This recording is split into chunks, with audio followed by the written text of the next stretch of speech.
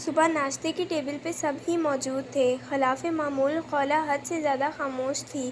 Mrs شفقت اسے وقفے وقفے سے گھور رہی تھیں۔ آج اتنی خاموشی کیوں ہے؟ آہن خولہ کے ساتھ بیٹھتا شرارت سے بولا۔ زوبیہ نے یہ سب اتنا محسوس نہیں کیا کیونکہ وہ جب سے آئی تھی تب سے ہی خولہ کسی سے اتنی ملتی جلتی دکھائی نہیں دی۔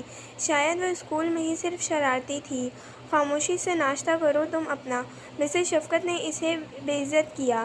بیٹا آپ کھاؤ نا، انڈا اس کی پلیٹ میں رکھا۔ نہیں آنٹی، بس اتنا ہی کھاتی ہوں۔ وہ ان کی محبت میں کافی کچھ کھا چکی تھی پر اب اور جگہ باقی نہیں تھی۔ ارے سارا دن اسکول میں کیسے رہو گی؟ وہ فکر مند سی اسے کھلانے لگی۔ تھوڑی دیر میں شفقت صاحب بھی آ گئے تھے۔ بلیک ٹی شرٹ میں رف سے ہولیے میں زوبیہ کو وہ سب سے اچھے لگے۔ میری گڑیا کو کسی نے ڈانٹا تو نہیں ہے؟ سب کو باری باری پیار کرتے وہ خولہ کو دیکھتے بولے۔ مجھے گھر شفٹ کرنا ہے۔ کب کی خاموش بیٹی خولہ آخر بول اٹھی۔ کیوں؟ آپ نے ہی پہلے منع کیا تھا۔ شفقت صاحب حیران دکھائی دیے۔ وہ ہمیشہ رو رو کر سر پہ آسمان اٹھا لیتی تھی۔ اب میرا یہاں کوئی دوست نہیں، مجھے یہاں نہیں رہنا۔ وہ بھول گئی کہ آکاش نے وعدہ کیا تھا وہ اسے اس گھر میں ملنے لازمی آئے گا، یا شاید وہ اسے ہی سزا دینا چاہتی تھی۔ پاپا یہ تو اچھا ہے ہمارے اسکول کے پاس آپ گھر لے لیں تاکہ میں، زوبیہ اور خولہ چل کر روز واک کرتے اسکول جائیں۔ مسز شفقت خاموش ہی رہیں۔ اچھا سوچتے ہیں آپ لوگ، بیگ اٹھائے اسکول کا وقت ہونے والا ہے۔ ان کے حکم پہ سب بچے بیگ اٹھاتے باہر بھاگے۔ زوبیہ اور خولہ کو اسکول ڈراپ کرنے سے پہلے آہن کو اسکول چھوڑا، پھر زوبیہ اور خولہ کو ڈراپ کیا۔ اسکول گیٹ پہ اترتے ہی زوبیہ کا رنگ کسی چہرے کو دیکھ کر فک سا اڑا۔ کیا ہوا؟ زوبیہ کو کانپتے دیکھ وہ اس کی نظروں کا تعاقب کرنے لگی۔ زوبیہ، وہ شخص ان دونوں کے قریب آ چکا تھا۔ تمہاری نانی کدھر ہے؟ اسے ایک نظر دیکھا بھی نہیں تھا۔ کیوں بتائیں یہ آپ کو؟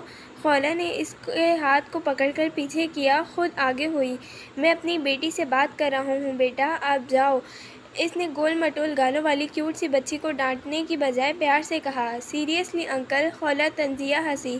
اسٹرینج! وہ ہونٹوں کو گول کیے انہیں اوپر سے نیچے سے دیکھنے لگی۔ زوبیہ تو کسی سوکھے پتے کی طرح کانپ رہی تھی۔ چلو زوبیہ! وہ زوبیہ کو کھینچنے لگے۔ انکل آپ یہ کیسے کر دوں گی کہ آپ نے میری بہن کو اغوا کیا ہے؟ زوبیہ اور میں نے مل کر سیکھنا ہے، اتنی مار پڑے گی؟ وہ خاموشی سے اسے دیکھتے زوبیہ کا ہاتھ چھوڑ گئے۔ کیا ہوا؟ ڈر گئے پہچان دینے میں؟ معلوم نہیں وہ کہاں کا زہر اگل رہی تھی۔ میں بھی زوبیہ کو یہی کہہ رہی تھی، اپنے نام کے ساتھ گالی نہیں لگانی چاہیے، جیسے زوبیہ کے ساتھ عابد۔ اتنا کہہ کر وہ زوبیہ کا ہاتھ پکڑی اسکول میں بھاگ گئی، لیکن زوبیہ اور عابد ابھی تک سناٹوں میں تھے۔ کیا ہوا؟ اس کا منہ کھلا دیکھ وہ ہنسی۔ پہلی بار خولہ نے دل پہ آئی ہر بات کو زبان سے ادا کیا تھا۔ وہ بہت ہلکا محسوس کر رہی تھی۔ مجھ سے دوستی کرو گی؟ ہاتھ پھیلائے وہ امید سے بولی۔ وہ کہنا کچھ اور چاہتی تھی، شاید شکریہ ادا کرنا چاہتی تھی۔ پہلی دفعہ نانی کے علاوہ کسی نے اس کا ساتھ دیا تھا، اسے اچھا محسوس ہوا تھا، ورنہ تو وہ اپنے سگے بہن بھائی کے لیے بھی کوئی ناقص چیز تھی۔ خولہ کی مسکراہٹ تھمی۔ ہر کوئی کسی نہ کسی لمحے میں لوگوں سے کٹ کر رہنا چاہتا ہے۔ ڈر لگتا ہے مجھے ان لوگوں سے جو مجھے کم وقت میں زیادہ اہمیت دیں، کیونکہ لوگ آپ کی زندگی میں جگہ بناتے ہی نکل جاتے، یہ جانے یہ سوچے سمجھے بغیر کہ ان کے چلے جانے سے آپ کی زندگی میں ایک خلا رہ جاتی ہے، اور اس خلا کو پورا کرنے کے لیے ہم بہت سے تجربے کرتے ہیں لیکن اس سے نئے زخم ہی ملتے۔ اب تو میرا دوستی سے اعتبار اٹھ گیا ہے۔ اس کے بعد دونوں میں خاموشی رہی، کچھ بولنے کے لائق ہی نہیں تھا۔ باسط آج یونی سے ہاسٹل کی بجائے اپنے چچا کے گھر پہ موجود تھا۔ وہ کب سے خولہ کو تلاش کرنے کی کوشش میں تھا لیکن اسے وہ دکھائی نہ دی۔ آفت کی پرکالہ کدھر ہے؟ اپنی بچی سے دریافت کیا۔ جانا کدھر ہے؟ اکیڈمی گئی ہوئی ہے، مسز شفقت مسکرا کر بولی۔ زوبیہ اور آہن بیٹھے اپنا اسکول کا کام خود کر رہے تھے۔ وہ سر ہلاتا چائے پی کر اجازت طلب کرتا اٹھا۔ گاڑی ہاسٹل کے بجائے اکیڈمی کی طرف موڑ چکا تھا۔ گھنٹے بعد وہ اسے باہر نکلتی دکھائی دی۔ آؤ گھر چھوڑ دوں، اس کے قریب آتا مسکرا کر بولا۔ خولہ بھی اس کے ساتھ چلتی گاڑی میں بیٹھ گئی۔ آج کل کچھ مہربان نہیں ہو رہے؟ اسے کہاں باسط کا ایسا رویہ پسند تھا۔ ابھی اسکول سے نکلنے میں تمہیں 1 سال باقی ہے، 9ویں میں گئی ہو لیکن باتیں تمہاری بوڑھوں جیسی ہوتی ہیں۔ اس کا شکی لہجہ باسط کو اچھا نہ لگا۔ بات ہی ایسی ہے وحید، میں اور تم میں بہت فرق ہے، وہ کندھے اچکا کر بولی۔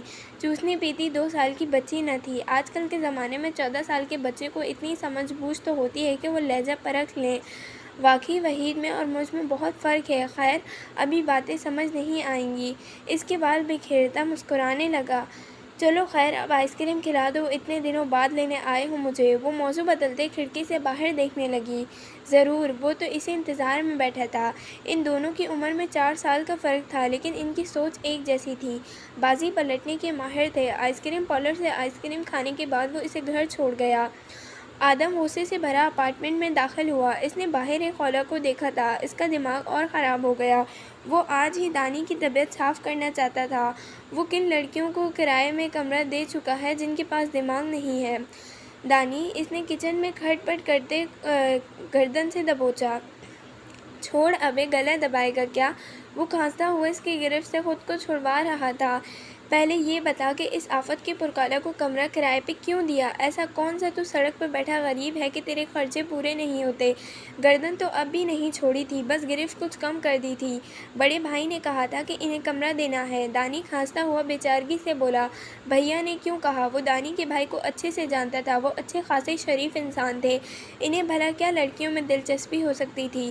کیوں کا کیا مطلب؟ مطلب بھائی آئے تو انہیں سے پوچھ لینا۔ وہ بریانی کو دم لگانے لگا۔ اچھا، ویسے خوشبو تو کافی اچھی آ رہی ہے۔ پل بھر میں وہ ٹھنڈا ہو چکا تھا۔ بس یہ مکھن نہ لگا۔ اگر کچھ کرنا ہے تو 10,000 یورو منہ پہ مار دے میرے۔ وہ دانت نکالتا اب سلاد کاٹنے لگا۔ 10 روپے نہیں، 10,000 یورو کا بول رہا ہے۔ ایسے ہی منہ پہ مار دوں؟ وہ اچھے سے جانتا تھا وہ ان 10,000 یورو کو کیا کرنے کا ارادہ رکھتا ہے۔ وہ یہاں کا قومی لباس خریدنا چاہتا تھا۔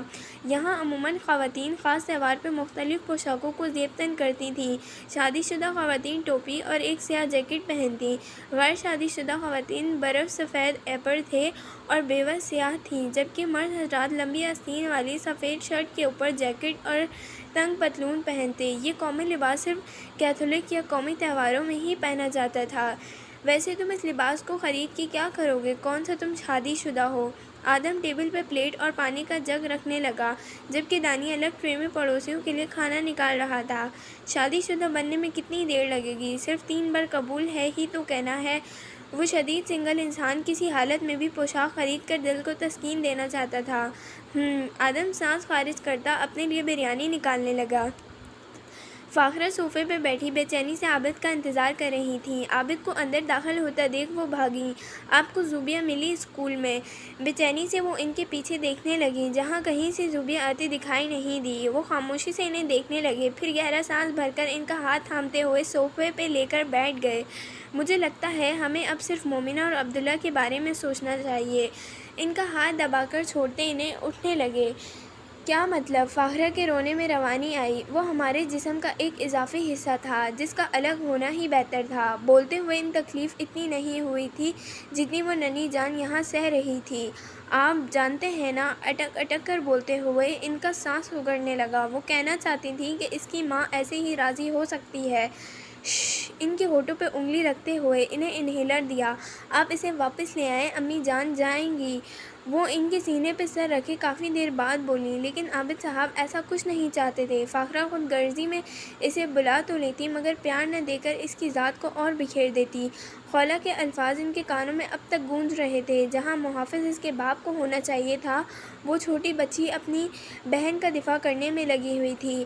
فاخرہ، بس خاموش ہو جاؤ۔ مانتا ہوں اتنے سال پہلے جو کچھ ہوا اس میں تمہارا یا میرا یا پھر زوبیہ کا کوئی قصور نہیں، وہ قسمت میں ہونا ہی لکھا تھا۔ مگر اب جو اتنے عرصے سے ہم دونوں کر رہے ہیں اس کے ہم خواب داں ہیں۔ بتاؤ، اگر میں اسے لے آؤں تو کیا تم مومنہ اور زوبیہ میں برابری کر لو گی؟ وہ خاموش رہیں، کیونکہ زوبیہ ان کے وجود کا انچاہا حصہ تھی۔ نہیں ہے نا جواب؟ کیوں تم اس سے اور زیادتی کرنا چاہتی ہو؟ آج وہ بہت اچھے لوگوں کے پاس ہے، اسے بہن بھائی مل چکے ہیں، سوتیلے ہی صحیح لیکن وہ اس کی قدر کرتے ہیں۔ وہ اپنی گمسم بیوی کو یوں اکیلا چھوڑ کمرے میں جا چکے تھے۔ وہ اپنی ضمیر کی عدالت میں کھڑی تھیں جہاں سے وہ ہمیشہ نظریں چراتی تھیں۔ وہ ایسی نہ تھیں۔ اگر ایک خوفناک رات ان کی زندگی میں نہ آئی ہوتی تو آج وہ زوبیہ کو سینے سے لگا کر رکھتیں، مگر اب وہ 1000 کوشش کے باوجود بھی ایسا نہیں کر پاتی تھیں۔ دانی کی بنائی بریانی کو آدھا آدھا بانٹتی۔ وہ دونوں دوپہر کا کھانا تو کھا چکی تھیں مگر رات کے لیے مجبوراً انہیں ریسٹورنٹ کا رخ کرنا پڑا۔ ان کا انتخاب ہمیشہ سے سستا ہوٹل ہی رہا تھا، کچھ جیب کا خیال بھی رکھنا تھا۔ کافی دیر چلنے کے بعد انہیں حلال پاستا کی شاپ نظر آئی۔ یہاں زیادہ اسٹوڈنٹ کا رجحان ہی ہوتا تھا، آس پاس ہاسٹل اور یونیورسٹی کی وجہ سے یہاں رش زیادہ ہوتا تھا۔ آہین کی کال آئی تھی۔ خولہ پاستا کھاتے ہوئے نارمل لہجے میں بتا رہی تھی، جبکہ آہین کے نام پہ زوبیہ کی دھڑکنیں تیز ہوئیں۔ تمہارا پوچھ رہا تھا۔ اس کی خاموشی کو دیکھتے ہوئے خولہ خود ہی بولی، گھر میں سب کیسے ہیں؟ اس کی بات کو نظر انداز کرتے ہوئے انکل آنٹی کا پوچھنے لگی۔ ہاں سب ٹھیک ہے، لیکن کیا تمہاری آہین سے لڑائی ہوئی ہے؟ وہ تفتیش کرتی پوچھنے لگی۔ نہیں تو، زوبیہ نے نظریں چرائیں۔ کچھ اور بات ہے؟ خولہ اسے کھوجتی نگاہوں سے دیکھتی سوال کرنے لگی۔ نہیں، بخلاہٹ پہ قابو پاتے ہوئے جواب دیا۔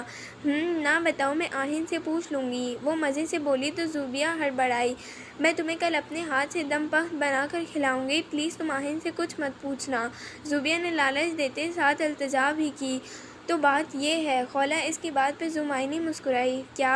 ویسے آہین نے بتایا نہیں کہ اس نے تمہیں پرپوز کر دیا؟ مسکراہٹ دباتی معصومیت سے بولی۔ اس کی رنگت زرد پڑی، کہیں وہ انکل آنٹی کو نہ بتا دے۔ ایسا کچھ نہیں ہوا۔ چوری پکڑے جانے پہ وہ فوراً سے بولی۔ خیر ہے، تم نے ابھی جواب نہیں دیا تو ٹھیک کیا، تھوڑا تڑپا کر ہی جواب دینا۔ اس کی باتوں کو سرے سے اگنور کیے خولہ اپنی کہی جا رہی تھی۔ خولہ، زوبیہ چیخی، ایسا تبھی ہوتا جب وہ کچھ چھپا رہی ہوتی۔ تم دانی نامی بلا سے دور رہا کرو، جہاں لڑکی دیکھتا لائن مارتا ہے۔ بھئی اب تم مسز آہین ہونے والی ہو، میرے بھائی کو برا لگے گا۔ وہ شرارت سے اب بھی باز نہ آئی۔ زوبیہ کچھ خفت اور کچھ شرم سے سرخ ہو چکی تھی۔ خولہ خاموشی سے پاستا کھانے لگی تو وہ بھی جلدی جلدی کھانے لگی، کہیں دوبارہ خولہ شروع نہ ہو جائے۔ ویسے اگر تم سیریس ہو تو میں بڑی خوش ہوں گی، وہ کافی دیر بعد زوبیہ کے پاس سرگوشی میں بولی۔ Shut up! وہ توقع کے عین مطابق ڈپٹ گئی۔ خولہ کہکہ لگاتی اب بھی اسے چڑھا رہی تھی۔ وقت پر لگا کر اڑ رہا تھا۔ زوبیہ اور خولہ نے اسکول سے کالج میں ایڈمیشن لے لیا تھا، جبکہ حویلی میں بڑے پوتوں کی شادی کی تیاریاں چل رہی تھیں۔ باسط جو پہلے ذومعنی جملے کہا کرتا تھا، اب وہ سیدھے سیدھے طریقے سے باتیں کرتا تھا، جس سے خولہ کو خاصی چڑ تھی۔ حویلی میں 2 سال سے زوبیہ اور نانی ایک فرد کی حیثیت سے رہ رہی تھیں۔ حویلی کے گیٹ پہ خلیل الرحمن حرائیں صاحب خود انتظار کر رہے تھے۔ خولہ گاڑی سے نکلتی سیدھا ان کے گلے لگ چکی تھی۔ میرا پتر! اسے سینے سے لگایا۔ انہوں نے ایک بازو زوبیہ کے لیے کھولا۔ اس گھر میں 2 بیٹیاں تھیں، ایک زوبیہ، دوسری خولہ۔ تم دونوں چڑیا آ جاتی ہو تو رونق بڑھ جاتی ہے۔ وہ ہمیشہ کا کہا جملہ پھر دہرا گئے۔ باری باری سب سے ملتے اندر کی جانب بڑھے۔ اوئے شبو، ادھر آ! خولہ کو سلام کیے بغیر گزرتا دیکھ وہ بولیں۔ السلام علیکم چھوٹی دادی۔ وہ تابعداری سے کھڑی ہوتی بولی۔ معلوم تھا وہ اپنی دادی کے لیے نوکرانی ہے۔ وعلیکم السلام۔ اتنی چھٹیاں کیوں کرتی ہے؟ پتہ ہے شادی والا گھر ہے، اتنے کام ہوتے ہیں۔ دادی، کل سے پکا کام پہ وقت سے آؤں گی۔ زوبیہ مسکراتی ہوئی ان کے قریب آئی۔ ہائے میرا بچہ! دادی اسے پہچان چکی تھی۔ خولہ بھی نظر بچاتی بھاگی، ورنہ کوئی بیر نہ تھا، دادی اسے آتے ہی جھاڑو پکڑا دیتی۔ وحید میاں کیسے ہو؟ وہ وحید کو لاٹنگ کرتا دیکھ قریب آئیں۔ ٹھیک ہوں، تم سناؤ کیسا رہا یہ ہفتہ؟ اینک ٹھیک کرتا وہ اس کی جانب مڑا۔ کالج کا پہلا ہفتہ کچھ خاص نہیں گزرا۔ مس نصرت کی یاد آ رہی ہے۔ اپنے اسکول ٹیچر کا ذکر کرتی وہ معصومیت سے منہ بنا گئی۔ اگر میں غلط نہیں تو یہ مس نصرت وہی ہیں جن کو سننے میں مشکل پیش آتی ہے؟ وحید ہنستا ہوا بولا تو خولہ نے سر کو ہلایا۔ کوئی حال نہیں، سدھر جاؤ۔ اس کے سر پہ چپت لگاتا لاٹنگ کرنے لگا۔ خولہ بھی ہنستے ہوئے زینے چڑھنے لگی۔ السلام علیکم۔ اگر ویڈیو پسند آئی ہے تو ہمارے چینل کو سبسکرائب کریں، نوٹیفیکیشن بھی آن کر لیں تاکہ آپ کو ہماری نئی آنے والی ویڈیوز کی نوٹیفیکیشن سب سے پہلے اور جلد مل سکے۔ اور ہاں، جلد اور بھی بہت سے پروجیکٹس آنے والے ہیں، سو دیری مت کریں، ابھی جائیں اور چینل کو سبسکرائب کرتے بیل نوٹیفیکیشن بھی آن کر لیں۔ ملتے ہیں کسی نئی ویڈیو کے ساتھ۔